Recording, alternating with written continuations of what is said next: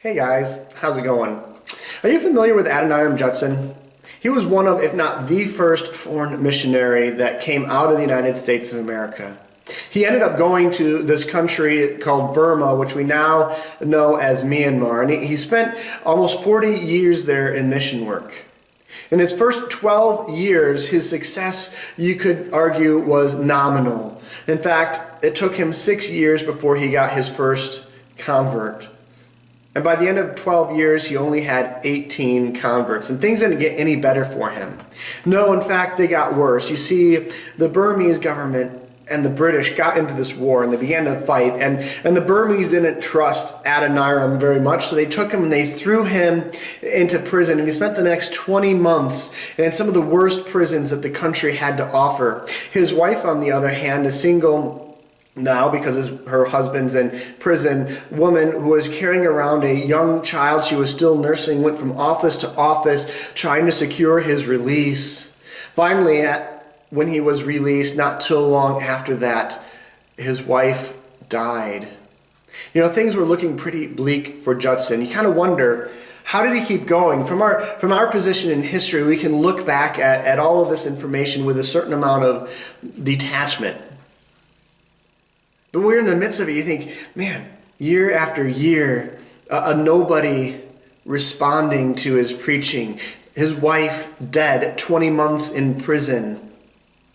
How did he keep going in the midst of all of that?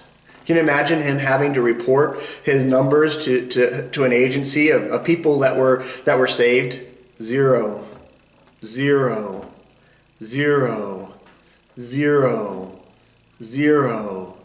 1, 0. I mean, it would just have been depressing.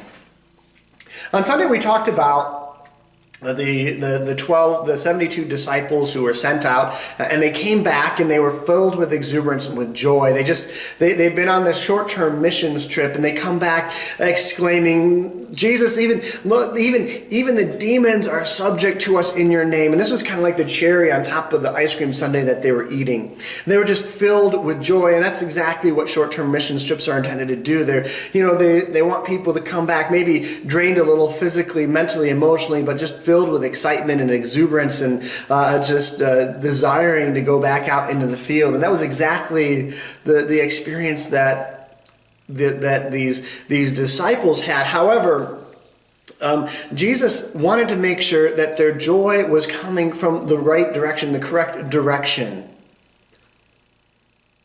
As they're finishing up their post-mission trip discussion, he says to them, nevertheless, do not rejoice in this, that the spirits are subject to you, but rejoice that your names are written in heaven. That's Luke 10:20. You see, Jesus was concerned with where their joy was coming from.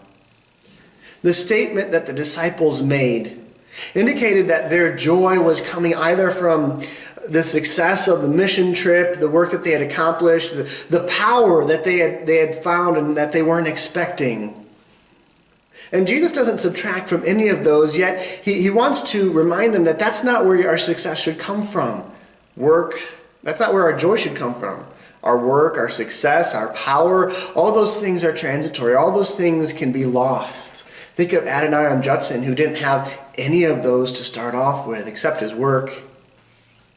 True joy is not found in those things, yet instead it is found in our relationship with God. You know, it's easy for life to kind of suck the joy right out of us, isn't it? It's easy for us, we're looking at our numbers and they're just not where they need to be. They're not what we want them to be. We want people to notice us and they aren't noticing us. We look at our own personal budget and it's stretched so tight, so thin that it's hard to live. And we wonder where the money for a child's birthday is going to come from or how we're going to keep our vehicles running. And life can just kind of suck the joy out of us, steal the joy from us. And Jesus is telling us that we can still have joy in the midst of these things.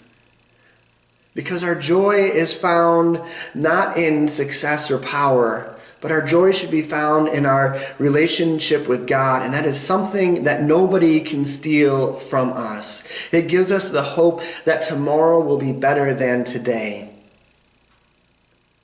I just wanted to tell you, I wanted to remind you that you're loved, that Jesus died on the cross for you, and that if you accepted Jesus as your Savior, your names are written in heaven. Let that fill you with joy this week.